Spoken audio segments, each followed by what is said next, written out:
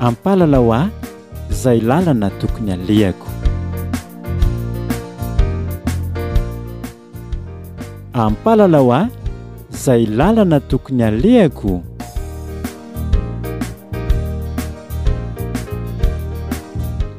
Fandaharana totosainy vondrona mifampitantana eto amin'ny radio Vaovao Mahasoa.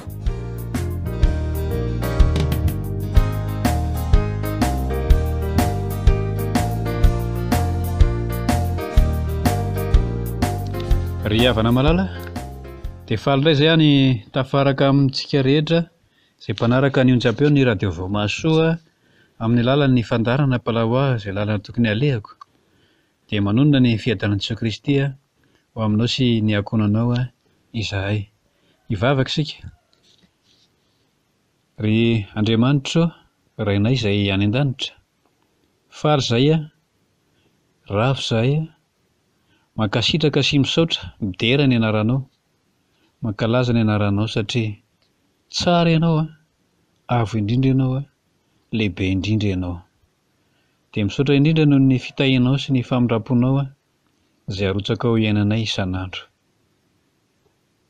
Tsy mendrika anefa izay fampanotaka dia mangataka izay ny amindranao fo aminay tsirairay avy noho ny heloka sy ny fahotanay izay nataonay teo imasinao sy teo imason'ny olona rehetra. Ary ankehitriny ny fanahinao masina no aoka hitarika anay, hiasa ao anatinay, ahatonga anay hiaino tsara, hianatra tsara, handinika, dia hankalesina avy amin'ny alalan'ny teninao, hoentinay miaina amin'ny andro sisa izay mbola omenao iainanay. Ary dia angatahanay ny fitahiana sy fikarakarana, ny fanatsarana, ny fiarovana, ny onjam-peo sy ny fitaovana rehetra izay ampiasaina ho fiderana ny anaranao sy fanomezam-boninahitra anao ka tena ho tonga fantsona sy fitaovana ara-dalàna sy ari-fomba mahavita ny asa izay ampanaovinao azy. Dia amin'ny anaran'i Jesosy no anaovanay sy angatahanay ny vavakay. Amen. Ry havana malala, andeo jerena ny tenin'Andriamanitra izay mifameno amin'ny tenin'Andriamanitra amin'ny Jaona 9 izay nojerentsika tamin'ny fandaharana misesisesy teo aloha, dia ny Galatiana 5 ny andiny voalohany. Galatiana 5 ny andiny voalohany. Izao ny fivakin'ny teny amin'ny anaran'i Jesosy. Ho amin'ny fahafahana no nanafahan'i Kristy antsika ka tomoera tsara fa aza mety ho azon'ny zioga fanandevozana intsony. Ray masina, manamasina anay amin'ny fahamarinana, ny teninao no fahamarinana. Amen. Izao niresaka tsika tamin'ny teo aloha hoe raha ny zanaka no afaka dia ho afaka tokoa ianareo. Ary voaresaka tamin'izany fa izay manota dia andevony ny ota. Ka ny olona izay andevozin'ny zava-mahamamo sy zava-mahadomelina sy ireo karazana toetra ratsy maro samihafa no resahana tamin'izany. Dia tamin'ny farany dia nisy ilay nandefa ny SMS hoe misy mpitondra fiangonana, mpitondra fivavahana, mpanompon'Andriamanitra tena mbola afatotra ireny karazana faharatsiana sy zava-mahamamo sy zava-mahadomelina ireny ihany koa. Ahoana ny amin'ireny olona ireny? Fa ny SMS farany izay voaray mikasika an'iny dia izao no tenenin'ny namantsika hoe atao ahoana ireny olona ireny? Atao ahoana ireny olona ireny? Araka ny efa nilazaina dia tena zava-misy tokoa ireny zavatra izay ambarany namantsika ireny ary milaza miara-mahitsika mitandreny satria betsaka ny olona no ohatr'izany. Mpitondra fivavahana, mpitondra fiangonana, mpitarika fikambanana etsy sy eroa fa mbola voafatotra amin'ny zavatra maro samihafa, ny zava-mahamamo, ny zava-mahadomelina, karazana faharatsiana sy toetra tsy mifanaraka amin'ny sitrapon'Andriamanitra maro samihafa io. Dia hoe atao ahoana ireny olona ireny?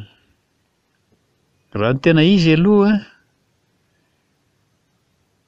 dia tsy anjarantsika no mitsara azy ireny, ary tena tsy azo atao ny manameloka azy ireny. Mazava tsara manko ny tenin'i Jesoa Kristy, aza mitsara mba tsy ho tsaraina, aza manameloka, satria mantsy ny olona rehetra dia samy ho tsaraina araka ny asany avy. Ka Jesoa Kristy no nilaza an'izay hoe indro havaingana aho mba hamaliako ny olona rehetra araka ny asany avy. Tsy anjarantsika izany aloha no mitsara voalohany indrindra, ary tsy anjarantsika no mamaly an'ireny olona ireny. Ary anisan'ny olom-boafidin'Andriamanitra ireny olona ireny matoa manambara sy mitoro ny filazantsara tahaka antsika ihany koa, fa izao aza manameloka ny olom-boafidin'Andriamanitra. Mpanompon'Andriamanitra ireny olona ireny, olom-boafidin'Andriamanitra ireny olona ireny keno izany, aza manameloka azy dia aza mitsara azy. Izao voalazan'ny tenin'Andriamanitra any amin'ny Romanina 7:17. Iza no hiampanga ny olom-boafidin'Andriamanitra? Andriamanitra no manamarina azy. 4:30. Iza no manameloka? Kristy Jesosy no efa maty, eny sady nitsangana tamin'ny maty, sady nitsangana tamin'ny maty koa, ka mitoetra eo amin'ny tanana ankavanan'Andriamanitra ary mifona ho antsika. Tsy azontsika atao ny manameloka ireny olona ireny, tsy azontsika atao ny mitsara ireny olona ireny, tsy azontsika atao izany rehetrarehetra izany. Fa Jesoa Kristy ary ange tsy nanameloka ilay vehivavy izay azo nitsakatsakan entina teo aminy, fa tsy nanameloka iny vehivavy iny izy. Teny Soamantsarao hoe izaho koa tsy manameloka anao. Ary mazava tsara fa raha misy miampanga ny olom-boafidin'Andriamanitra dia Andriamanitra no manamarina azy, satria Jesoa Kristy no efa maty sady efa nitsangana tamin'ny maty, ary mitsangana eo amin'ny tanana ankavanan'Andriamanitra, mitoetra eo amin'ny tanana ankavanan'Andriamanitra mba hifona ho antsika. Izany hoe mifona ho an'ireny olona ireny ny zanak'Andriamanitra dia Jesoa Kristy. Izay izany no tokony atao izany dia izao. Tsy tokony hitsara, tsy tokony hanameloka, tsy tokony hiampanga ireny olona ireny isika. Kanefa koa tsy mahazo manao izay zavatra ataony, tsy mahazo manaraka ny fanaony, tsy mahazo manaraka ny fombany. Mazava tsara ny voalazany amin'ny Isaia 7. Raha jerentsika ny Isaia 7:12, tapany faharoa. Ry oloko, ny mpitarika anao no mampivily anao sady mandrava ny lalana alehanao. Ry oloko, ny mpitarika anao no mampivily anao sady mandrava ny lalana alehanao. Izany hoe ny mpitarika antsika izany dia mila fidiana, mila mitandrina isika. Tsy tokony hanaraka be fahatany izay ataon'ny mpitarika, na izay lazain'ny mpitarika, na izay fiainan'ny mpitarika. Tsy voatery ho atao modely ny mpitarika, satria raha voalaza eto dia izao, ny mpitarika anao no mampivily anao sady mandrava ny lalana alehanao. Ka rehefa tsy mifanaraka amin'ny sitrapon'Andriamanitra sy ny ten'Andriamanitra ilay fiainan'ny mpitarika, ilay zavatra ataon'ny mpitarika, dia izao aza manaraka azy, aza manao ohatra ny ganagana raha misy andiany be dia be izy miaraka dia misy iray mitarika eo amin'ny farany aloha, dia izay alehan'ny farany aloha iny no arahan'izy rehetra, na makaiza iny na makaiza. Mivily miankavia iny dia mivily izy, mivily miankavanana iny dia mivily izy, manitsy iny dia manitsy izy. Ary na sanatria manitsy makany akady ary ilay mitarika eo amin'ny farany aloha dia manitsy makany avokoa izy rehetra izay manaraka avy ato aoriana. Tsy tokony ho tahaka izany isika, fa mandinika tsara aloha izay ataon'ny mpitarika, dia tsy voatery hanaraka azy amin'izay fiainana sy zavatra rehetra ataony, fa tena tokony hanohitra, hifanohitra amin'izay zavatra ataony no ataontsika, dia miezaka manaraka izay ambaran'ny sitrapon'Andriamanitra foana isika. Heverina manko fa hoe efa tsy voafatotra ireny olona ireny, efa olom-boafidy ireny olona ireny, anisan'ny afaka ireny olona ireny. Kanefa raha izany, raha mbola misy an'izany fiainana tsy mifanaraka amin'ny sitrapon'Andriamanitra izany iainany, dia mazava ho azy fa mbola handevozina izany izy, mbola fatorana izany izy, fa mbola tsy afaka. Ka tena mila mieritreritra sy mandinika isika hoe tokony hanaraka azy io sa tokony tsy hanaraka azy. Ary mazava tsara ny tenin'Andriamanitra tsy izay manao amiko hoe tompoko no handova ny fanjakan'Andriamanitra fa ny manao ny sitrapony ndraiky izay any an-danitra. Mazava tsara ny tenen'i Jesoa Kristy fa nisy olona izay nihevitra ny tena no nanao asa lehibe tamin'ny anaran'i Jesoa Kristy, namoaka démonie tamin'ny anaran'i Jesoa Kristy, nitoriteny tamin'ny anaran'i Jesoa Kristy, fa mbola voafatotry ny filana maro samihafa, ny fahotana maro samihafa, nandevoziny ny fahotana sy filana maro samihafa, dia Jesoa Kristy hiteny aminy hoe tsy fantatro akory ianareo hatrizay hatray fa miala amiko ianareo mpanao meloka. Izany ange ny zavatra miandry raha sanatria ka tena mila mieritreritra tsara isika manoloana an'ireo izay mpitarika antsika.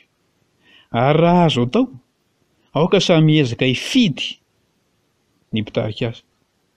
Raha ny tena izy aloha dia izao: Jesoa Kristy no mpitarika antsika, Jesoa Kristy no kapitentsika, Jesoa Kristy no mpanjaka antsika, Jesoa Kristy no lehibe antsika sy tompontsika.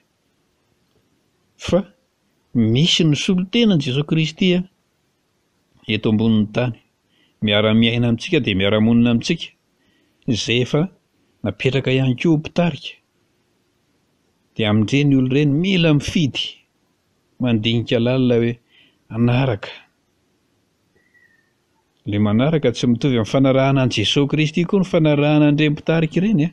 Tsy ireny no topoina, fa ireny dia natao mpitarika ihany ireny, mpialoha lalana, mpanao ny fandaminana mba tsy hisian'ny fikorontanana, satria ny fahaizana mandamina no mety namiady. Ary na tamin'i Jesoa Kristy mbola teto ara dia efa nanendro olona izy.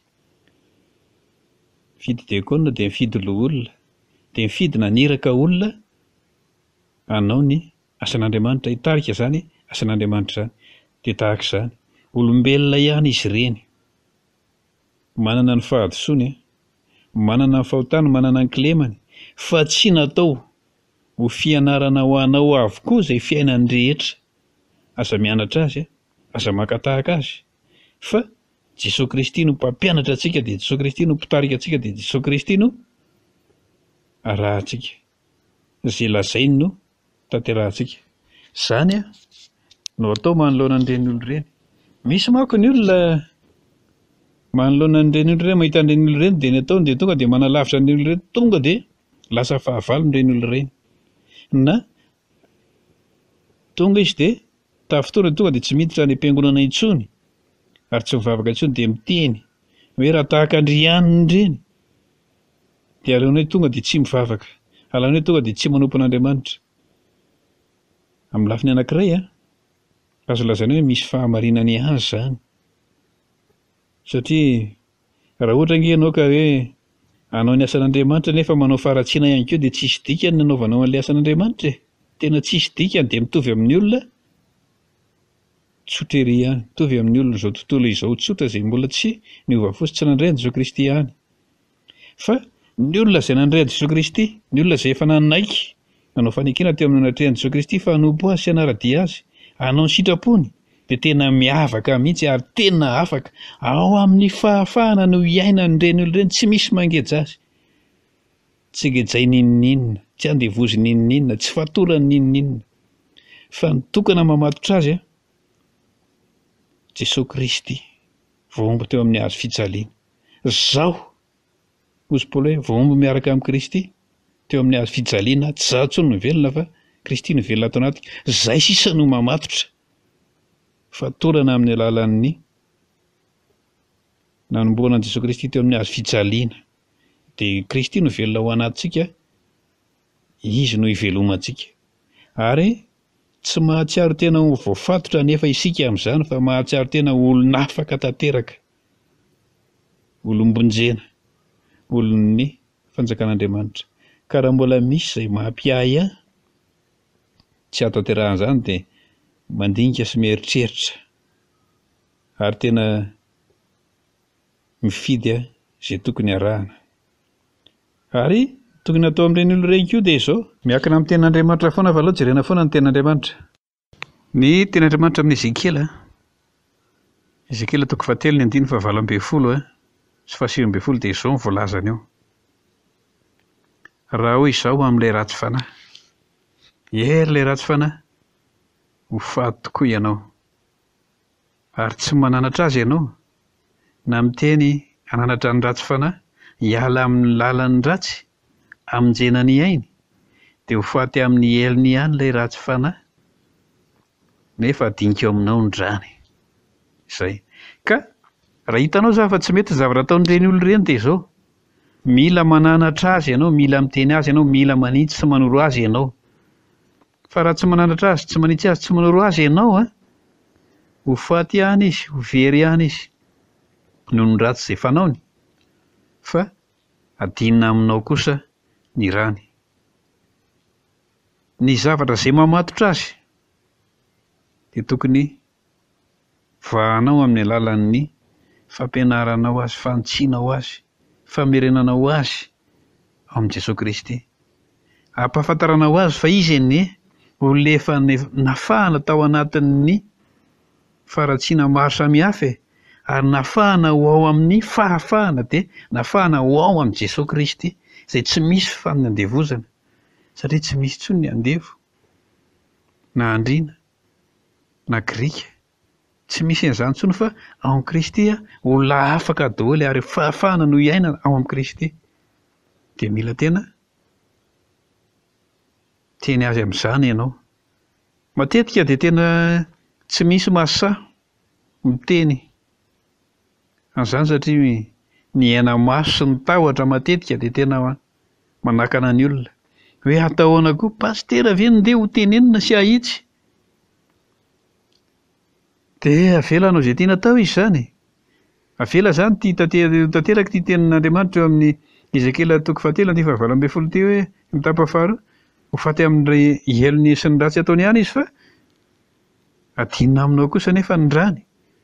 Tsy afaka ianao raha ohatra ka mahita olona ohatr'izany kanefa tsy miteny, tsy mananatra, tsy manoro. Ary ny olona rehetra mihitsy no irahana hitoro ny filazantsara sy hanao mpianatra amin'ny firenena rehetra, tsy hakanavaka.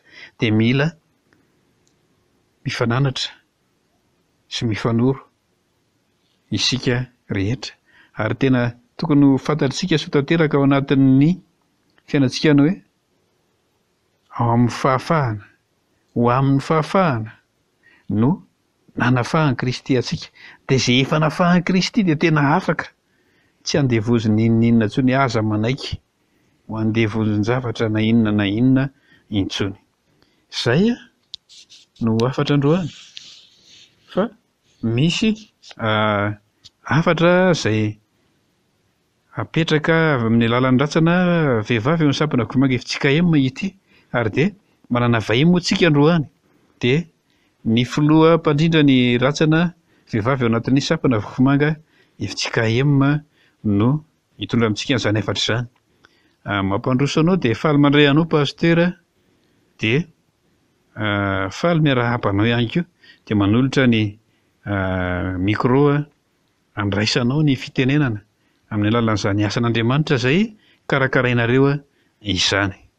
Faly miarahaba antsika rehetra amin'ny anaran'i Jesosy Kristy Tompo, ho amintsika rehetra ny fahasoavan'i Jesosy Kristy Tompo. Misaotra an'Andriamanitra lehibe no nanomezany antsika tombonandro, ahafahantsika miaino indray ny tenin'Andriamanitra, ary indrindra ny fampaherezana antsika ho amin'ny asa izay andrasan'ny Tompo amintsika. Misaotra ny onjam-peo radio vaovao Mahasoa. Misaotra ihany koa ny mpanaraka ny fandaharana ampalalao ahy.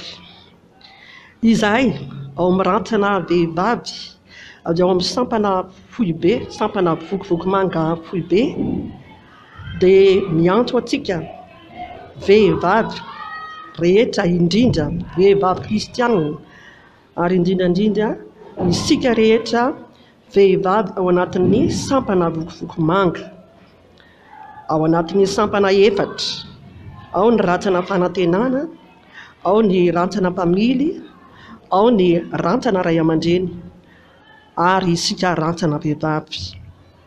Hankalaza ny valomarsa isika, hijoro vavolombelona isika vehivavy, tsy menatra ny vavolombelona Jesosy Tompo. ao ny tenin'Andriamanitra aloha hevitra izay faneva ny rantsana vehivavy izay hitantsika ao amin'ny Estera 9:25. Ataoko ahoana ny fijery ny loza anjony fireneko. Hitantsika ankehitriny tsy loza mitatao intsony fa loza efa miatra amin'ny firenena, mandringana, manomboka amin'ny zazany am-boka ka hatrany amin'ny olon-dehibe izay tena mandringana sy mamono amin'izao fotoana izao dia tsy inona akory fa ny zava-mahadomelina izay miseho amin'ny endrika maro samihafa, na amin'ny alalan'ny zava-pihinana izany, na amin'ny alalan'ny zavatra izay jerentsika, na amin'ny alalan'ny zavatra henointsika izay mitondra mahadomelina ny saina ary mety hiakatra any amin'ny fanahy maha-olona, mandringana tokoa izany. Ijoritsika vehivavy, zaza, tanora, olon-dehibe hiady hiaro ny taranantsika amin'izany zava-mahadomelina izany, hanohitra n'izany. Koa miantso antsika rehetra izay resy lahatra ny amin'izany tsara tsy ny zava-mahadomelina izany, hiaraka aminay ary isika rehetra izay manohana izany ady amin'ny zava-mahadomelina izany, hiaraka hilahatra aminay. Mbola aneo fa mbola misy olona mijoro eto amin'ny firenena, hiaro ny firenena, hamonjy ny firenena amin'ny zava-mahadomelina.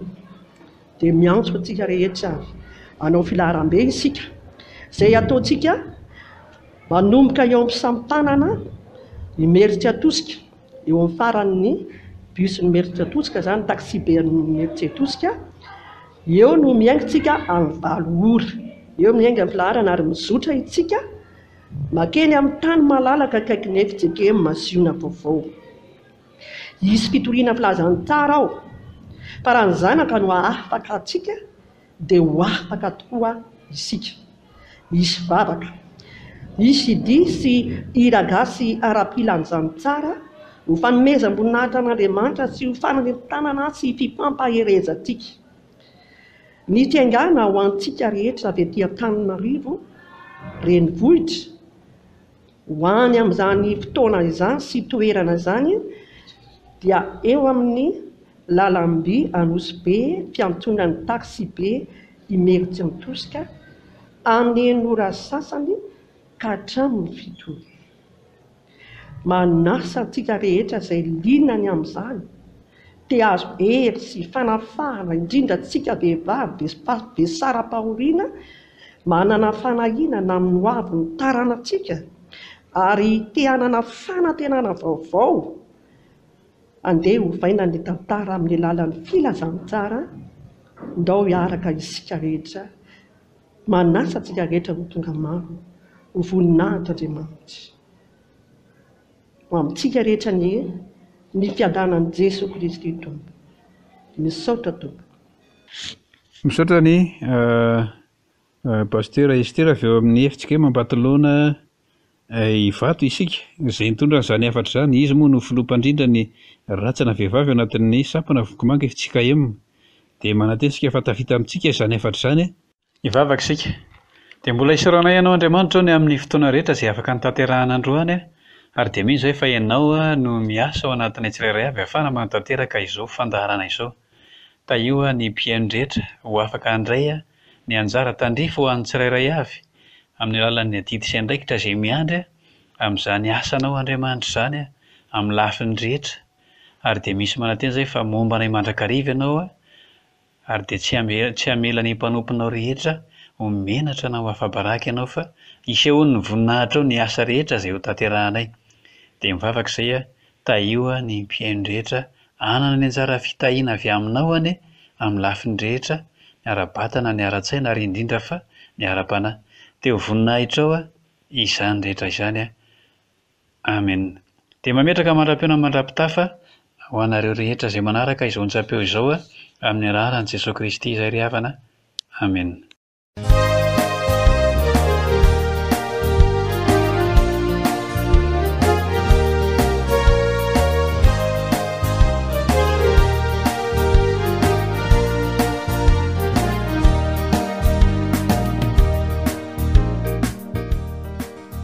ampalalao ahy izay lalana tokony alehako. Ampalalao ahy izay lalana tokony alehako.